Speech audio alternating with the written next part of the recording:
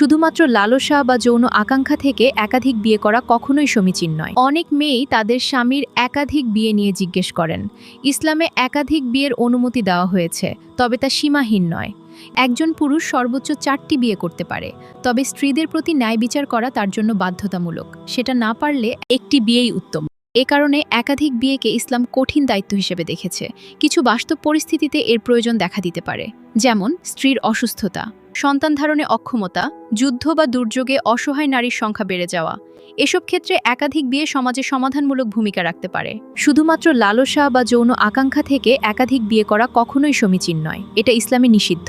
কুরআনে স্পষ্টভাবে বলা হয়েছে, ন্যায় বিচার করতে না পারলে একটি বিয়েই উত্তম। নবী করিম সাল্লাল্লাহু আলাইহি ওয়াসাল্লাম ছিলেন দায়িত্ববোধ ও ইনসাফের ক্ষেত্রে মানবজাতির জন্য সর্বোচ্চ আদর্শ। তাই ইসলাম একাধিক বিয়েকে পরীক্ষা ও আমানত হিসেবে দেখেছে, উপভোগের মাধ্যম হিসেবে নয়। উদ্দেশ্য যদি হয় শুধু ভোগ, তাহলে তা ধর্মীয় শিক্ষার সঙ্গে সঙ্গতিপূর্ণ নয়। ক্ষেত্রে স্ত্রী শান্তভাবে বুঝে নেওয়ার চেষ্টা করবে, স্বামী কি সত্যিই শুধু লালসা থেকেই সিদ্ধান্ত নিচ্ছে, নাকি কোনো বাস্তবিক কারণ আছে। স্বামীকে জিজ্ঞেস করতে পারেন, সময়, ভালোবাসা, খরচ, মর্যাদা সবকিছু কি সমানভাবে দিতে পারবে? কুরআনের শর্ত পূরণে সে কতটা সক্ষম?